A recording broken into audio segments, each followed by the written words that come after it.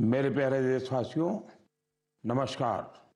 मन की बात के एक और एपिसोड में आप सबसे जुड़कर खुशी हो रही है। इधर बीच चुनाव की भागदौड़ रही है, लेकिन आपके पत्रों और संदेशों के माध्यम से हमने देश और देशवासियों की उपलब्धियों पर एक दूसरे से अपनी खुशियां साझा भी की है। इस बार मन की बात की शुरुआत देश की एक ऐसी ही बहुत बड़ी उपलब्धि से करते हैं।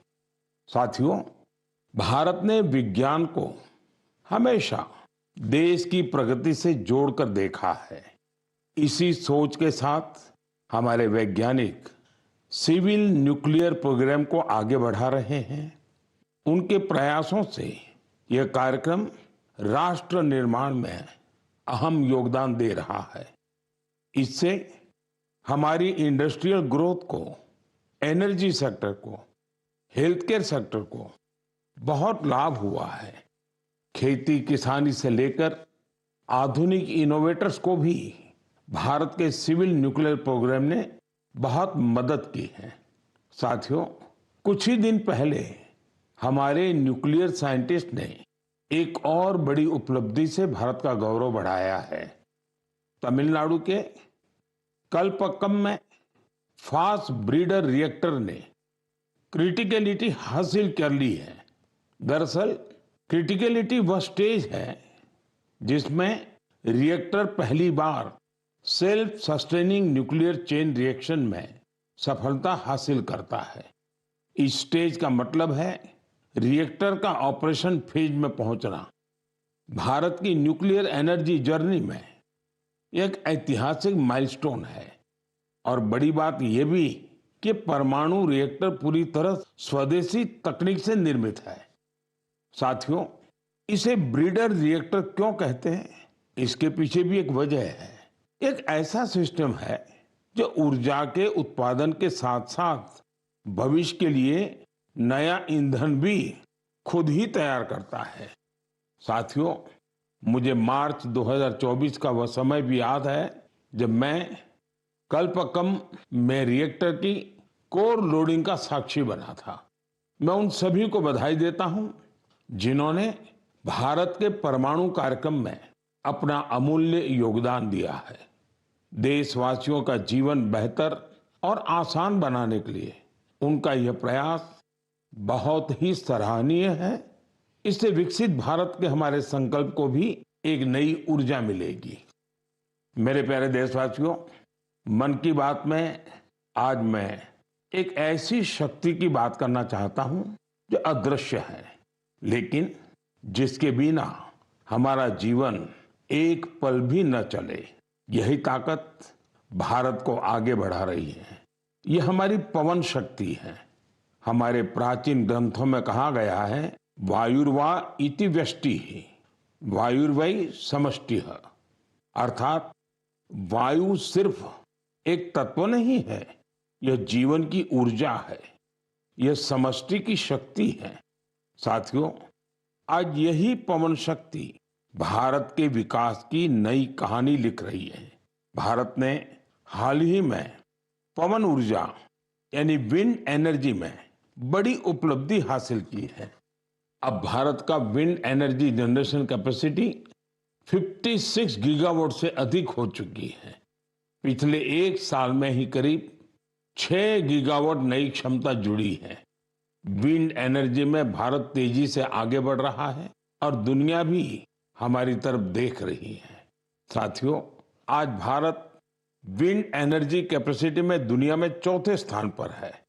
यह हमारे इंजीनियरों की मेहनत है, यह हमारे युवाओं का परिश्रम है, यह देश की सामूहिक इच्छा शक्ति का प्रतीक है। साथियों, गुजरात, तमिलनाडु, महाराष्ट्र, राजस्थान, देश के अनेक राज्य इस सेक्टर में अपना परचम लहरा रहे हैं। गुजरात के कच्छ, पाटन, बनासकांठा जैसे क्षेत्र जहां पहले सिर्फ रेगिस्तान नजर आता था, आज वहां बड़े रिन्यूएबल एनर्जी पार्क बन रहे हैं। इसका लाभ युवाओं को मिल रहा है, नए अवसर बन रहे हैं नई स्किल विकसित हो रही है, रोजगार के नए रास्ते खुल रहे हैं।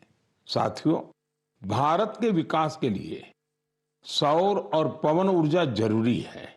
ये सिर्फ पर्यावरण की बात नहीं है, ये हमारे भविष्य की सुरक्षा है। इसमें हम सबकी भूमिका है। हमें बिजली बचानी है, हमें स्वच्छ ऊर्जा, क्लीन एनर्जी अपनानी है। देश में हर स्तर पर ऐसे प्रयास जरूरी हैं, क्योंकि इन्हीं से बड़ा बदलाव आता है। साथियों, मई महीने की शुरुआत एक पावन अवसर के साथ होने जा रही है। कुछ ही दिनों में हम बुद्ध पूर्णिमा मनाएंगे।